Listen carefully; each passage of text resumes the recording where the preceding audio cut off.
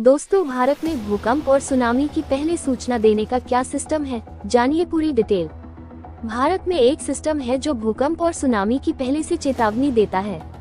इसमें sensor, radar और satellite लगे हैं जो 10-30 मिनट में अलर्ट भेजते हैं। ये सिस्टम 2007 से काम कर रहा है और लोगों को सुरक्षित रखता है। इनकॉइस और IMD मिलकर इसे और बेहतर कर रहे हैं। 2004 की त्रासदी के बाद शुरू हुआ ये सिस्टम आज लाखों लोगों की जिंदगी बचा रहा है।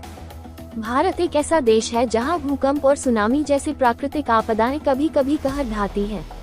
2004 की सुनामी ने हमें सिखाया कि समय रहते चेतावनी मिल जाए तो जिंदगियां बचाई जा सकती हैं। इसी को ध्यान में रखते हुए भारत ने भूकंप और सुनामी के लिए एक खास चेतावनी प्रणाली बनाई है। इसे समझना बहुत जरूरी है ताकि हम सुरक्षित रहें। भारत की 7500 km लंबी तटरेखा है जो अरब सागर और बंगाल की खाड़ी से घिरी है। साथ ही हिमालय जैसे भूकंप संवेदनशील इलाके भी हैं। 2004 में इंडोनेशिया के पास आए भूकंप से हुई सुनामी ने भारत के तटीय इलाकों में भारी नुकसान पहुंचाया था। उस वक्त हमारे पास कोई चेतावनी सिस्टम नहीं था, लेकिन इसके बाद सरकार ने ठान लिया कि हमें अपनी तैयारी मजबूत करनी होगी। यही वजह है कि भारतीय राष्ट्रीय समुद्री सूचना सेवा केंद्र इनकॉइस ने एक मजबूत प्रणाली बनाई जो आज देश को सुरक्षित रखने में मदद करती है। भारत का ये चेतावनी सिस्टम बहुत स्मार्ट तरीके से काम करता है। इसे बनाने में कई विभागों और तकनीकों का इस्तेमाल हुआ है। आइए इसके मुख्य हिस्सों को समझें। देश भर में भूकंप मापने के लिए एक नेटवर्क है जिसमें भारतीय मौसम विभाग IMD के सिस्मिक स्टेशन शामिल हैं। ये स्टेशन हर वक्त भूकंप की गतिविधि पर नजर रखते हैं। अगर समुद्र के नीचे 6.5 या उससे ज्यादा तीव्रता का भूकंप होता है तो 10-12 मिनट के अंदर इसे पकड़ लिया जाता है। ये खास तौर पर अंडमान, सुमात्रा और मकरान जैसे सुनामी पैदा करने वाले क्षेत्रों पर फोकस करते हैं। समुद्र में 12 बॉटम प्रेशर रिकॉर्डर BPR लगाए गए हैं, जिनमें से 4 बंगाल की खाड़ी में और 2 अरब सागर में हैं। ये डिवाइस पानी के दबाव में बदलाव को 1 सेंटीमीटर तक माप सकते हैं, जो सुनामी की शुरुआत का संकेत देता है। इसके अलावा 30 ज्वार मापक टाइड गेजेस तटीय इलाकों में लगे हैं, जो सुनामी की लहरों की गति और ऊंचाई को ट्रैक करते हैं। हैदराबाद में इनकॉइस का एक 24x7 काम करने वाला सुनामी चेतावनी केंद्र है।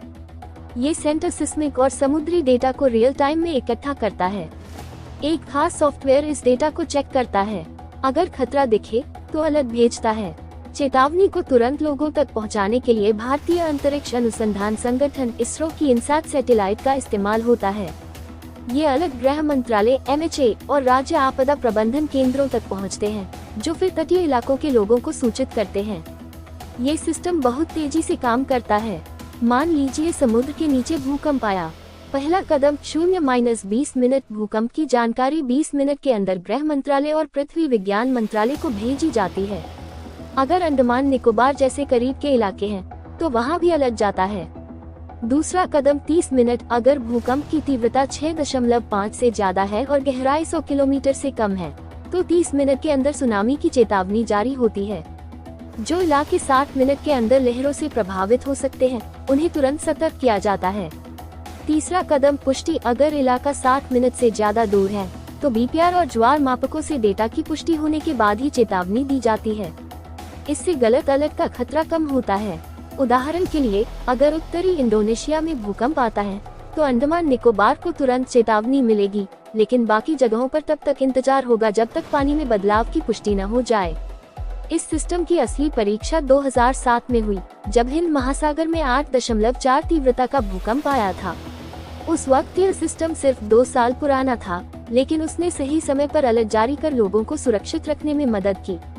2012 में बांदा अचेह भूकंप के दौरान भी यह सिस्टम कामयाब रहा और गलत अलर्ट से बचाया।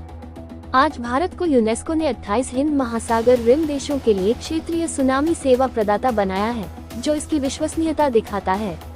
भूकंप के लिए भी भारत में कोशिशें हो रही हैं। उत्तराखंड में 2021 में एक पायलट प्रोजेक्ट शुरू हुआ, जिसमें 170 त्वरक एक्सेलेरोमीटर्स लगाए गए हैं।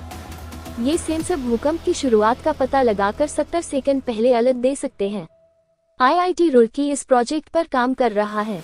एक मोबाइल ऐप उत्तराखंड भूकंप अलर्ट भी बनाया गया है, जो लोगों को चेतावनी भेजता है। हालांकि यह अभी शुरुआती चरण में है, पूरे देश में लागू नहीं हुआ। आइए जानते हैं क्या है चुनौतियाँ। गलत अलर्ट का खतरा। करीब के इलाकों में जल्दी चेतावनी देने से कभी कभी गलत अलर्ट हो सकते हैं।